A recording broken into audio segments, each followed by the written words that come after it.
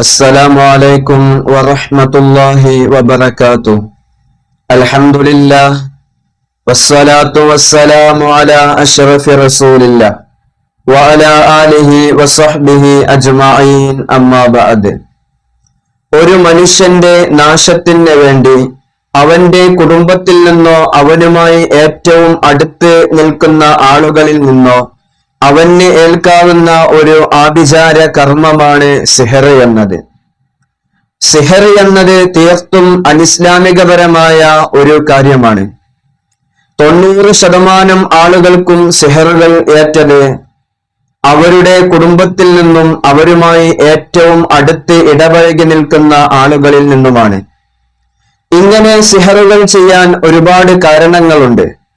ഒരു മനുഷ്യന്റെ ഉയർച്ചയിൽ അസൂയ പൂണ്ട്, ഒരു മനുഷ്യന്റെ ഉയർച്ചയിൽ അസൂയ വെച്ച് പുലർത്തിക്കൊണ്ട് അവന്റെ നാശത്തിന് വേണ്ടി ചെയ്യുന്ന, അവന്റെ താഴ്ച ആഗ്രഹിച്ചുകൊണ്ട് ചെയ്യുന്ന സിഹറുകളുണ്ട്.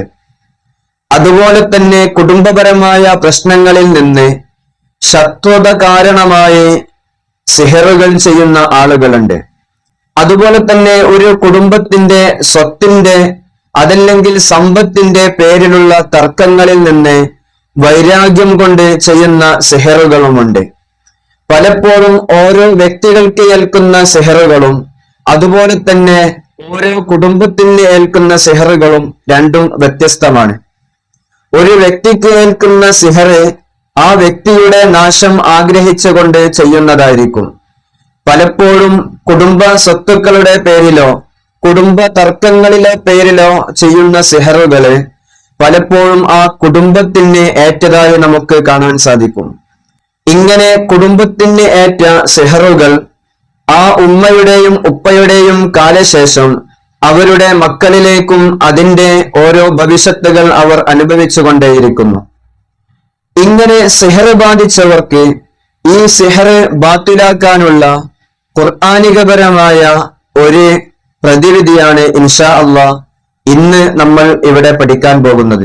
ഇൻഷാ അള്ളാഹ് അല്ലാഹു സുബ്ഹാനഹു വ തആല തൗഫീഖ് നൽകുമാറാകട്ടെ. നബി സല്ലല്ലാഹു അലൈഹി വസല്ലമ തങ്ങൾ അള്ളാഹുവിലേക്ക് ഏറ്റവും അടുത്ത അഷ്റഫുൽ ഖൽഖായ ഒരു വ്യക്തി ആയിക്കൊണ്ടിരിക്കെ നബി സല്ലല്ലാഹു അലൈഹി വസല്ലമ തങ്ങൾക്ക് ഈ സിഹർ ബാധിച്ചതും ഈ സിഹറുമായി നബി സല്ലല്ലാഹു അലൈഹി വസല്ലമ തങ്ങളും അവിടുത്തെ ഉറ്റവരും ഉടയവരും സഹാബാക്കളും പ്രയാസപ്പെട്ടതും ഉമ്മത്തീങ്ങളായ നമുക്ക് ഒരു പാഠം, നമുക്ക് ഒരു അനുഭവം, നമ്മിലേക്ക് ഒരു പ്രതിവിധി ഇത് പഠിപ്പിക്കാൻ വേണ്ടിയിട്ടാണ്. നബി സല്ലല്ലാഹു അലൈഹി വസല്ലമ തങ്ങളുടെ ഉമ്മത്തീങ്ങളായ നമുക്ക് ഓരോരുത്തർക്കും വരുന്ന വിപത്തുകൾ, ഇങ്ങനെ സിഹർ മുഖേന വരുന്ന പ്രയാസങ്ങൾ, ഒരു വ്യക്തിക്ക് സിഹറേറ്റ് കഴിഞ്ഞാൽ ആ മനുഷ്യന്റെ തകർച്ചയിലും തളർച്ചയിലും അവന് എന്ത് പ്രതിവിധി നൽകണം എന്നത് പഠിപ്പിക്കാൻ കൂടിയാണ് നബി സല്ലല്ലാഹു അലൈഹി വസല്ലമ തങ്ങൾക്ക് അല്ലാഹു സുബ്ഹാനഹു വ തആല ഇത്തരത്തിലുള്ള ഒരു പരീക്ഷണം നൽകിയത്.